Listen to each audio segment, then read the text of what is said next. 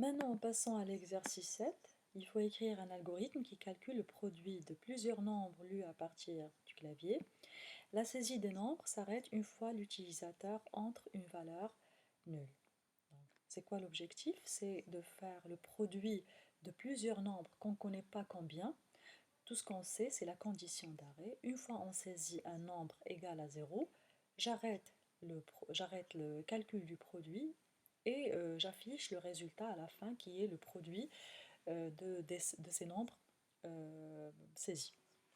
Non. Avant de faire l'exercice, il faut savoir comment on fait pour calculer le produit. Bon, supposons que j'ai ce produit-là de plusieurs. Non, je prends exprès des chiffres petits, comme ça je simplifie le calcul jusqu'à 0. Donc là, qu'est-ce qu'on fait pour calculer le produit mentalement? Je prends soit, donc je fixe le 1 dans ma tête, et puis je fais 1 fois 2. Donc ça va être 2. La prochaine valeur saisie, ça va être 3. Donc qu'est-ce que je vais faire? J'ai gardé déjà 2 dans ma mémoire, et je le multiplie par 3. Donc ça va être 6. Je garde le 6 dans ma mémoire et je le multiplie par la nouvelle valeur qui est le 6. Donc c'est 6 fois 6, c'est 36. Ainsi de suite, jusqu'à ce que je tape 0. Mais il ne faut pas faire la multiplication par 0 parce que je vais avoir un produit nul. Une fois j'arrive, ou bien je saisis une valeur nulle, j'arrête en ne faisant pas le calcul ou bien en ne faisant pas le produit par 0. Donc, en général, qu'est-ce qu'on fait pour calculer le produit? Donc, le produit, ça va être l'ancien produit fois la nouvelle valeur saisie. Et bien sûr, la première valeur du produit, ça va être en général, c'est l'élément neutre dans la multiplication, ça va être 1. Ou bien on peut le fixer comme étant la première valeur lue. On va voir les deux versions, ou bien les deux types de solutions, ou bien il y en a plusieurs bien sûr. Je vais faire dans cet exercice, je vais proposer deux solutions possibles. L'une en initialisant le produit à 1 et l'autre en initialisant le produit par la première valeur, le. Donc, la première solution, j'ai besoin de deux variables de type réel, n et p, de type réel. Début. Déjà, je dois lire la première donnée, n, lire n. Donc, il se peut que dès le départ, l'utilisateur me donne un n qui est nul. Donc là, je dois faire, si le premier n lu est nul, le produit, ça va être automatiquement nul. Sinon, on ne peut pas afficher le produit, c'est 1. Donc, si n égale à 0, alors le produit reçoit 0. Sinon, qu'est-ce que ça veut dire? Sinon, ça veut dire le n différent de 0. Dans ce cas, le produit, c'est 1. Et je vais, dans ce cas, si la première valeur saisie est différente de 0, je vais continuer, je vais entrer dans la boucle tant que n différente de 0. Qu'est-ce que je vais faire? Donc, vous voyez ici, donc j'ai déjà lu le premier n. Soit il est nul, soit il est non nul. Mais dans ce cas, je dois faire le p reçoit 1 fois n. D'accord? Le premier n que je viens de lire. P reçoit p fois n. Parce que je n'ai pas encore utilisé la première valeur lue, c'est-à-dire le premier n que j'ai lu. Donc, p reçoit p fois n, et après je lis. Je vais copier ça.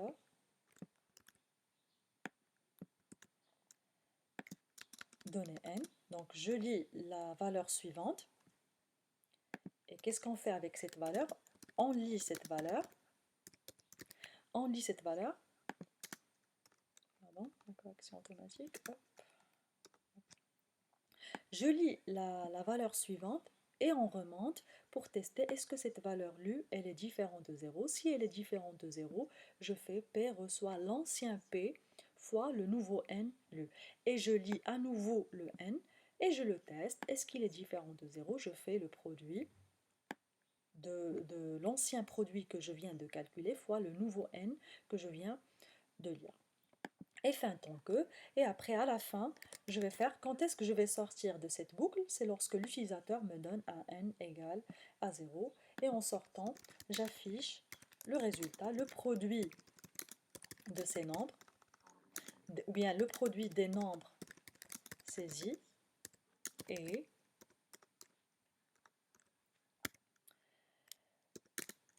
P.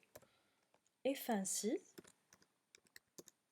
parce que là, donc j'ai mis si n égale à 0, le produit reçoit 0, sinon je vais faire tout ceci. D'accord? Et fin si et fin algorithme. Voilà la première façon. La deuxième façon de le faire, je vais copier le même exercice, la même solution.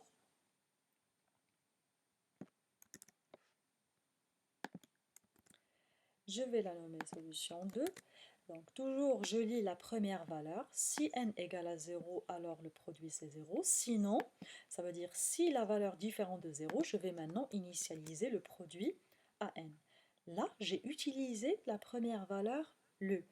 Et tant que n différent de 0, donc déjà la première valeur, elle est déjà consommée, c'est n. Donc on initialise le produit à n. Maintenant, il me faut changer l'ordre de ces instructions parce que déjà j'ai utilisé la première valeur de n. J'ai besoin de la deuxième valeur de n.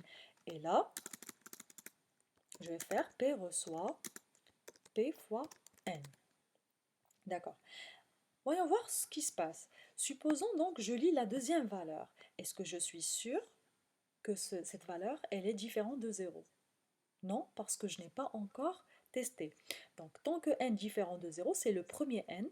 Je lis le deuxième n, ou bien le n suivant, d'accord? Mais je ne l'ai pas encore testé. Il faut pouvoir terminer toutes les instructions pour tester la condition, est-ce qu'elle est vraie ou pas. Donc là, avant de faire le produit, je dois tester est-ce que ce n est différent de 0. S'il est différent de 0, alors je fais le produit, sinon j'attends que je termine ces instructions pour que je remonte à la boucle tanké, c'est elle qui va vérifier est-ce que le n que je viens de lire, il est différent de 0 ou pas. Est-ce que c'est clair? Donc ici, je répète, je lis la première valeur, d'accord? Je la teste. Est-ce qu'elle est égale à 0? Si elle est égale à 0, j'initialise le produit à 0. Sinon, j'initialise le produit par n. Ça veut dire j'ai consommé ou bien j'ai utilisé cette première valeur le. Maintenant, je vais entrer dans la boucle. Tant que n différent de 0, maintenant je dois lire le nouveau n. Donc en lisant ce nouveau n, je ne l'ai pas encore testé. Est-ce qu'il est différent de 0 ou pas? Donc là, je dois le tester. Si n différent de 0, je calcule le produit et je remonte. Sinon, on va remonter à la boucle. Il trouve que le n que j'ai lu dans l'itération précédente, il est égal à 0. Il sort de la boucle. Et en affichant toujours le produit des nombres saisis et P, et fin ci, fin programme. Voilà, à bientôt.